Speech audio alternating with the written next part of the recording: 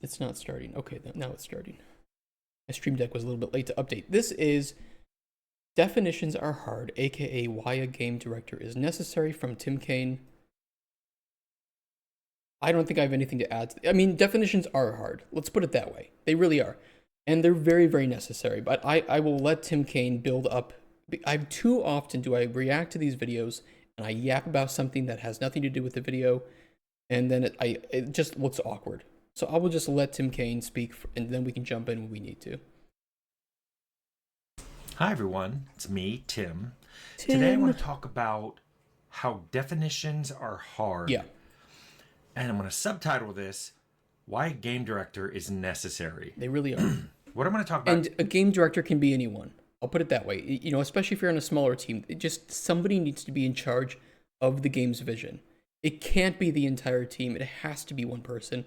I know it sounds kind of egotistical, but it doesn't mean that you need to have an ego in that, or, you know, be like a controlling in a negative way kind of person. But it needs to be one person who has that final say and who can define exactly what the game's vision and what that game should be and how something should work. Today is why it is so incredibly hard to define something, a term, a concept, an object. People frequently argue not because they believe different things, but because they're using different definitions of words, of concepts, and they're kind of talking past each other. That happens all the time. And, you know, I'm here in Poland, right? And I speak English natively, and people here speak Polish natively. And you have just the bog standard miscommunications that occur when trying to talk about a certain feature or system that occur in game dev. But then you have that language barrier where you might have different words or different perspectives on the same word because you were taught it differently. A good example, and this is an okay example, is the phrase "I'm pissed." Right? When you use this in English, if you're like an American, it's not really that. It depends on how you say it, right? If you're an American, you say, yeah, just that pisses me off. It's kind of like an aside. It's kind of just like, it's upsetting. It's a little frustrating. But a lot of Polish people will interpret this as the highest level of anger. And I've been told, like, oh, just don't, calm down about it. I'm like, hold on a second. When I say I'm pissed, I'm not, like, about to pull out my freedom gun and shoot people in the face, right? It's more just like, that just frustrates me. So you have things like that occurring because of the language barrier and the way that words are perceived. And that really does make game development as this like multilingual team a lot more difficult than it has to be. And that was quite a big shock moving here. But he's right. Definitions are hard. Defining it, game designers, this is our biggest struggle, is how do you communicate an idea that has not been made? And sometimes it's an idea that is very systems heavy, right? It's if I'm describing how potion effects should interact with things, I almost have to define it on a systemic level. And then I have to build up to what does that look like from an artistic standpoint. And I'm horrible at describing things from an artistic standpoint. I have good visuals in my mind, but putting those into the right words that an artist can then translate into, actual art, it's a huge challenge. It's a really, really big challenge. And it's something that I think just you constantly need to work at as a game designer. And you might just be a little more left-brained and be better at explaining things from like a systems point of view, like me, or you might be more right-brained and speaking to artists comes much more naturally, but you can't think of things on like a coding or system level. And this happens a lot in the game industry. Mm-hmm. And some of you are probably going, it's not hard to define a term. That's how you start. You define your terms and then you move on from there. No, it is really, really hard to define something. And people will disagree on the most basic, fundamental of definitions. Yep. So I want to tell you a story first before I dive into the game development parts of here. Really, Tim, tell a story. So the very first day of an AI class I had in college, the teacher posed a question to the class. And this was a 90-minute class, and this is all we talked about. What he said was, I want you to define a cup. What is a cup? And he said, And just to put a restriction, you have to define it in a way that we could program a computer to follow your rule. So it can't be full of other definitions of things or other concepts of things that a computer would have no idea what it is. It has to be a very, very, very specific definition. What does he mean by define it in a way that the computer? Could you say a hollowed out cylinder cut in half? I mean, I guess that would be like the easiest way to define a cup from like a mathematical point of view. I mean, you could find I wouldn't know the correct way to render a sphere, and speaking in low-level graphical processing unit terms, but I don't know, maybe just something that holds things. I guess, well, I don't know, but something that holds things could define. So I don't know. That's a weird one, and it's AI, right? So define a cup in terms of like AI. That is an interesting one. And he said, here's what I'm going to do. You guys are going to throw out a definition. I'll write it on the board, and then I will throw out counterexamples. And then you guys can think for a while, and we can change the definition. We'll try to hone in on the definition of a cup. So almost immediately, somebody went, that's easy. A cup is a concave object that can hold liquid. And he wrote it on the board, and then immediately turned around and read, so like a swimming pool is a cup. And the kid was like, no. Well, technically, I mean, if somebody is large enough that to them a swimming pool is small, I mean, define a swimming pool. How large does something have to be to qualify? Because you have kiddie pools, right?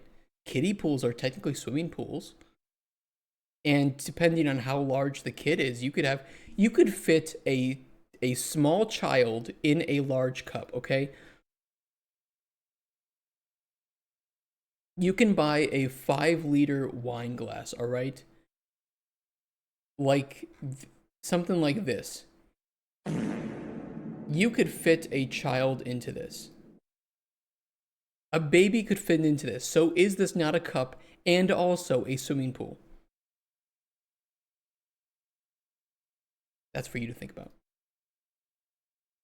And he goes, it is a concave object that holds liquid. It meets your definition perfectly.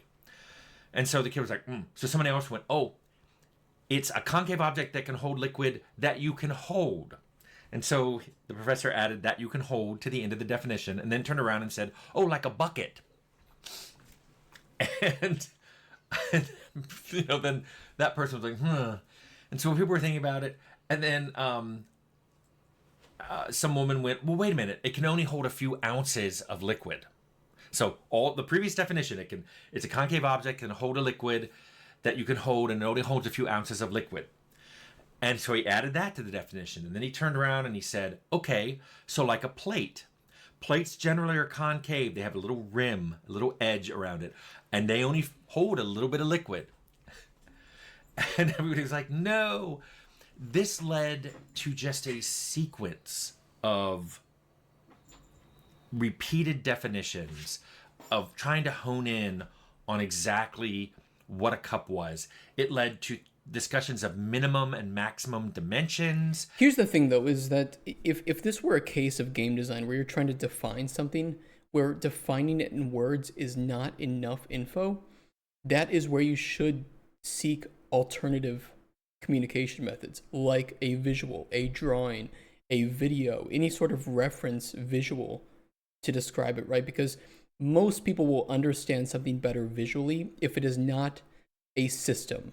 But a system is oftentimes better to understand written down, or in like a graph or in some spreadsheet, right? Is understanding that system or that formula that defines that system. So in this case, I think if a game designer were like, oh, okay, obviously my verbal description or written description of a cup is not sufficient, they should really just find a picture that best represents what they're trying to create. I know it's kind of unrelated, but if you think about it like a game design exercise, that there are multiple ways to communicate an idea, and in some cases a visual is much better than writing, and in some cases writing is much better than a visual. as well as a range of slopes for the concavity. It couldn't be too shallow, but it couldn't be too steep either. Because at one point I remember somebody defined it as minimum this, and then he went, "Oh, a test tube." Like, no. So it just kept going. Now what's interesting is, like I told you, this was a 90-minute class of college students who'd already studied engineering and higher math and humanities and programming and just all these things. And they struggled for 90 minutes to write a definition for the word cup that all cups fit into and no cups didn't.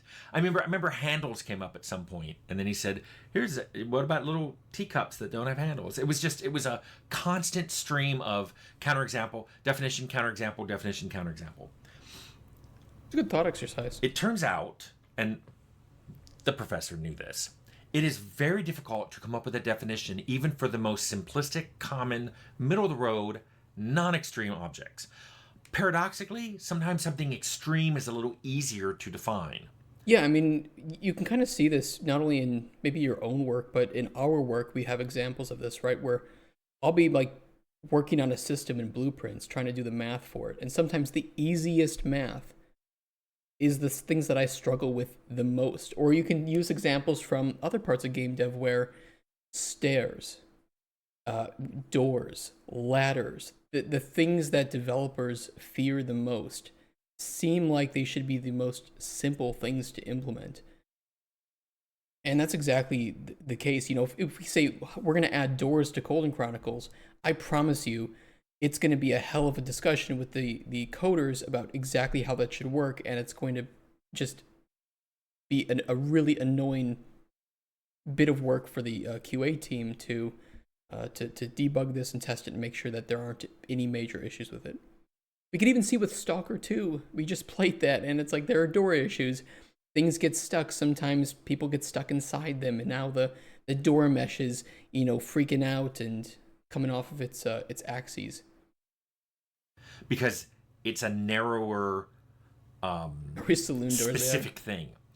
But even those can be hard to define. Or they're cinematic. I know, and I'll put a link below, I did a video where I said, I'm going to try to define an RPG. Because people argue to this day what an RPG is. Didn't we talk about this on this channel a while back? It is specifically this case. I think we might have reacted to his video too. This is a common problem in game design, is defining what an RPG is. I think we have a reaction to it, but if not, I should watch that and do that, because it's a really, really important discussion. Because when you're talking to publishers too, and you say our game is an RPG, I promise you, you need to define what that means in your game, because everybody has a different opinion. Some people describe it as character progression, and if your game doesn't have character progression, it's not an RPG.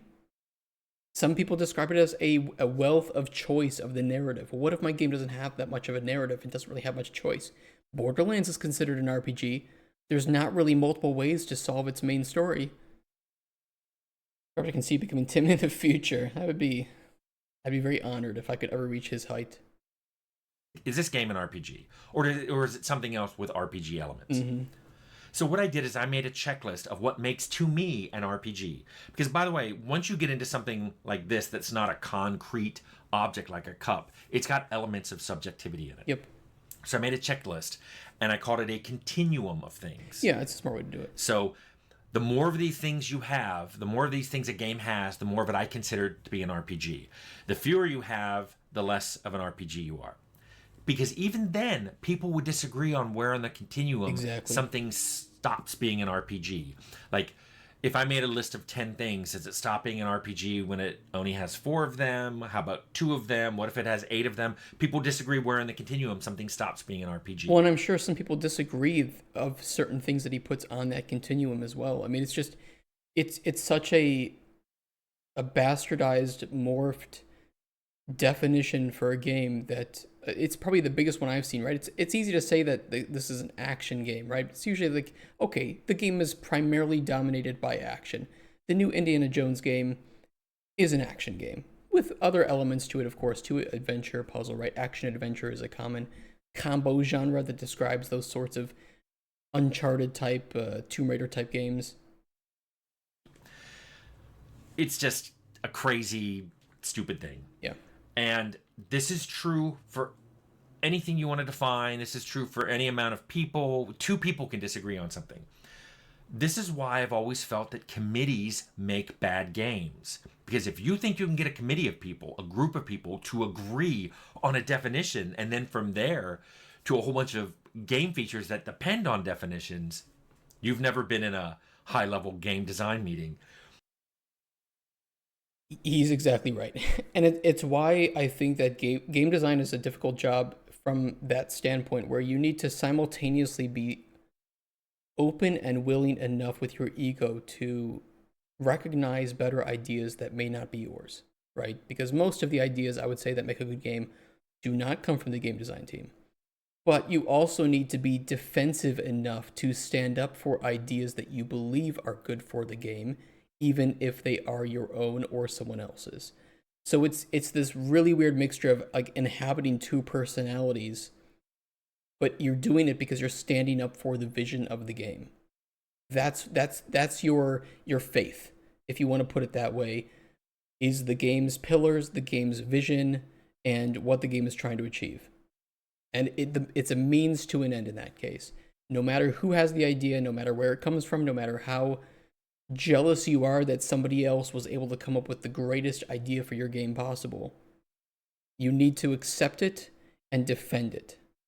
That's it, until something better might come along. But even if something better comes along, it may not be doable. You may have to defend a bad decision as we do not have the time. We don't have the money. We don't have the people or the technology for this. Your idea is fantastic. And if we had it 2 months ago, we might have been able to do something with it. You probably shouldn't say that specifically, but you should just say, let's save it for a sequel or something. Let's I think this idea is great, but let's table this for another day and another game. Sadly, that happens more often than you think, right? You work on a game for 2 to 3 years or more, and you're going to have ideas that you should have had back at the start in pre-production. The best you can really do with a committee is reach consensus. Yeah. And consensus is where everybody's like, okay, it's not the worst thing, but we accept it. Sidebar, that's how Carbine got named.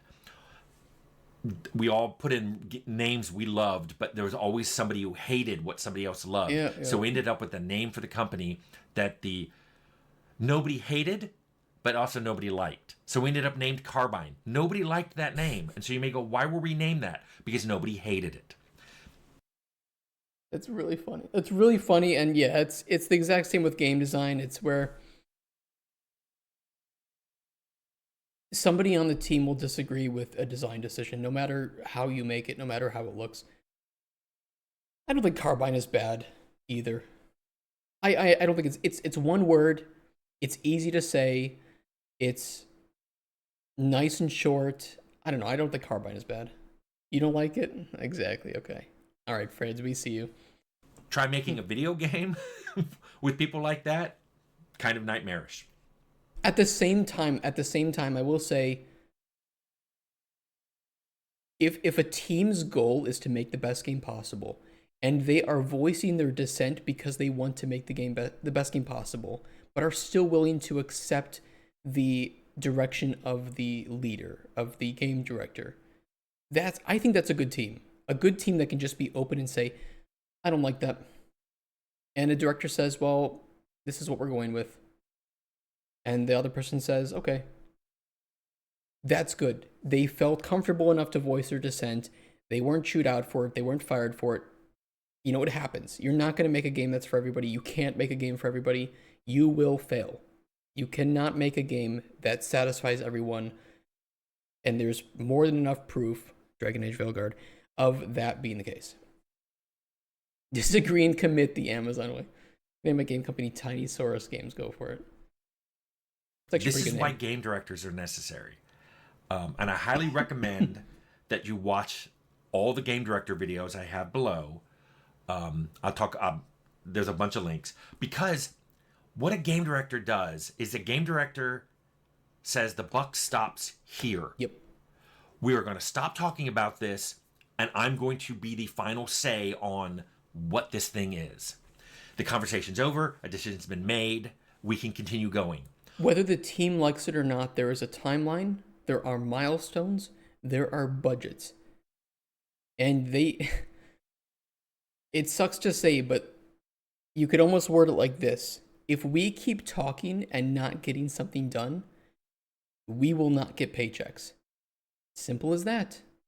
I get that we want to keep disagreeing on this, but at some point we need to accept the best that we can do with the time and team that we have and save these really good ideas for another game. And I think that most experienced teams will accept this. I think that a lot of people who have disagreements about it often are the ones who are inexperienced and don't know. They can't foresee the potential issues with their amazing idea that will take 3 months when instead we have 3 weeks to make something, right? So, well, it doesn't mean much, though. I think Concord was a good name. Concord was a good name.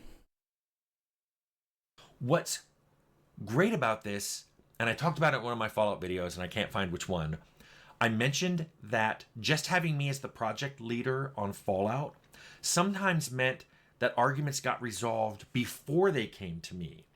Because if like a designer and an artist were arguing on the correct way of doing something, they knew if they brought it to me, they would have no idea how I'd resolve it. Because I used to tell them, I'm just going to pick the one that's easier for me to code. But they didn't know how to code, so they didn't know what that meant. That's funny. So they tried to agree with each other before it got out of control, and they brought it to me, and I'm like, we're doing this because I can. You know, that's funny, and there is a psychological purpose to this. So there was a book, I can't remember what it was, but it was written by an ex-Army, I believe, or it could be ex-Navy SEAL. What's the word for the boot camp guys, the boot camp sergeants? Somebody can fill in the blank for me there. You know, the people that are supposed to be assholes, right? And he wrote that one of his methods, he had a ton of experience. He wrote that one of his methods is to be the biggest motherfucking asshole in existence when these guys meet him. He pisses on their names and their beliefs, their ideas, and who they are as a human. And he does that because it makes them hate him. And by doing it, drill sergeant, thank you. And by doing that, he makes these guys, who probably would end up fighting with each other, band together as a team to hate the common enemy. You know, it works. And you can kind of be that sort of game director where you're just enough of a defensive asshole that people will prefer to resolve things themselves than come to you. And I get it. Like, you know, it's not that Tim Kaine is being an asshole here, but he's doing it in a way that is maybe consciously, in this case, forcing team members to resolve things themselves instead of wasting more time by coming to him and just having him pick the one that's easier to code. So it works. It works. It might sound like you know, if you don't understand the psychology of it, it might sound like a little bit of an asshole move, but it is carefully constructed assholism. And code that this afternoon.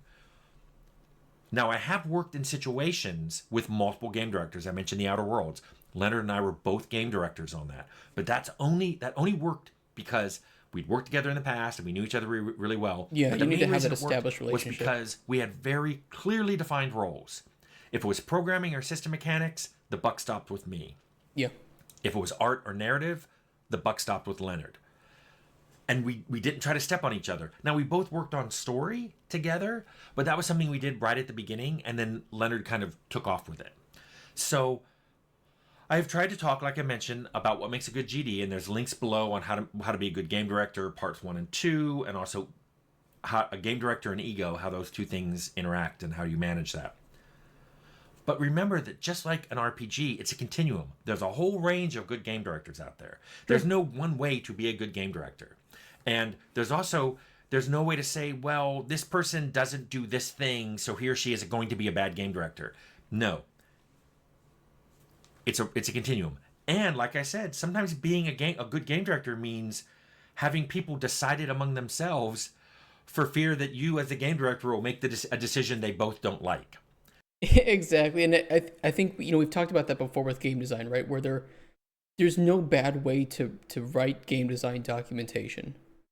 Or let me put this, there's no, not bad way, there's no perfect way. The best way is the one that works for the design and for your team. And that can be different. You might be working with a team of artists where, in order to describe how something should work, maybe they just prefer a whole bunch of pictures. Maybe they do. And that's the best way for them to understand it, right? And some people are more just like left brained, like we talked about, and they need that graph of exactly what happens when the player does this, this, and this, and this.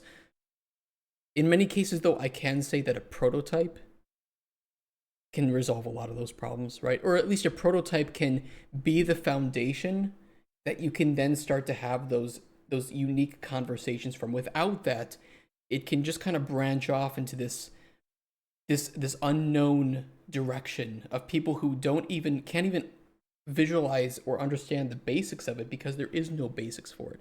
So making that prototype can at least be that foundation to be like, okay, this is generally how it should work, but you can see that the visuals are not finished. We need a better UI, user experience is kind of shit. And I would rather have this part of the system work this way instead of the way that it works in the prototype. But at least, but you can say everything else though, we just need to polish up. I got your landscape master material. Nice, nice, nice. So yeah, I mean, let's go back to So just like Carbine's name, sometimes people will work things out just because there's someone above them who go, if you don't work this out, I'll decide. Mm-hmm. Now, some of you out there going, this is never going to apply to me because I'm a solo developer. You're right.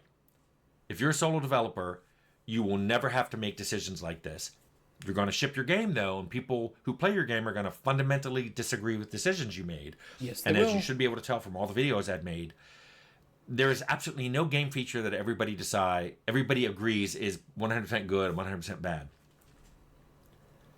But I'll warn you, once you get past solo game development, even if it's just two people working on the game, they will disagree, and you need someone who can make the final decision.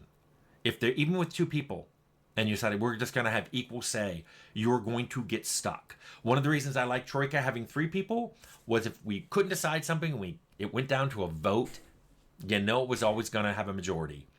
It was either... That's true. And, I think one thing too, I don't know if he's got a video on this, but just know that if you are a full indie solo developer and you like that, but you ever want to get into working with a team, you are going to have to adapt to the realities of working in a team. And one of those is that people will disagree. You might have somebody above you that will override the decisions that you could have made and chosen yourself as a solo developer. Especially if you're new to the industry, you're going to be working for people who have the say. You are not going to start with the say yourself. And if you can't deal with that, at least well enough to obtain some more experience and work in a team setting, you're not going to survive in game development. Simple as that. Or at least you're not going to survive in non-solo game development. You're three against 0 or 2 against 1. There were no other ways that could work out. So, what do I want you to walk away with knowing from this video? 2 things. 1, don't always assume people will agree, even on the most basic, fundamental terms of your game. And 2, always have someone who can resolve and make the final decision. Because remember, people can't even agree what a cup is. Great video, and I think that was a great story to use as an example.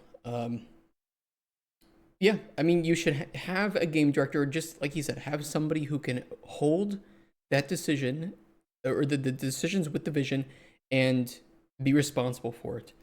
And it doesn't matter what size your game is, even if you're solo, you are that person. And by having that responsibility, you do need to accept that when you sell the game, if you are trying to make money off, if you're trying to be financially stable from your game development, you are going to have to answer and bend sometimes to the desires of the community, because they, at the end of the day, are kind of the ultimate game directors, right? If a majority of your players want something and refuse to like your game because it doesn't have this thing, you might have to make the tough decision and just add the thing that they want. Hey, Krill. Good to see you, man. You're paying people to work in your game, you have the say. Here's the difficulties where if you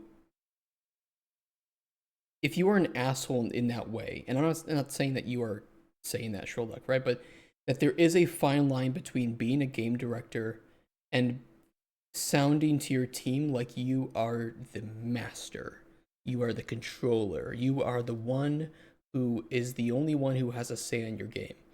There is that line. I've seen people, designers and directors on both sides of that, and it's a tough line that you sometimes have to weave a little bit up and a little bit down in order to make your team like you and like working with you and make a good game, right? It's tough. You know, you need to put people in charge of different aspects and be able to let go of that responsibility to some extent, but also at the end of the day, you just need to find people that work really well with you and can align with your values as a company, but also values as a team. Because you can't bring that, what's the word, a maverick into your team that is this like solo wolf who is so good at game development but can't work with the rest of your team, and now suddenly is actually causing your game to be less unique and make your team not feel fun or at least focused by working in your game, and they may sabotage aspects of your game's development or your teamwork because they are such a lone wolf. It's not worth it. It's really not worth it. I'd rather have 5 average but good workers who can get along and can stomp on their ego than have that one person that is just so contradictory to the way that I want to have a team run and just sabotages development at every turn. Because ultimately, the average team, if you want to use that word here, is going to end up making the game, and we're all going to have a good time. And even if it's not as great as that solo developer can make, I would rather have a nice, enjoyable 3 years of working with a good team of people who I like to work with and care about, and we can all grow together, than make some really good game but have the shittiest experience of my life. You only get one chance at it. You only get one chance at life, but you'll make multiple games. Don't ruin your game's experience or your life by making a shitty game with shitty people. Simple as that. Okay, this was a great video. Guys, go like and subscribe to Tim Cain. Here's the link. And if you're watching on YouTube, thank you for joining me on that one. We will have another one queued up right after this. So take care, YouTube. Bye.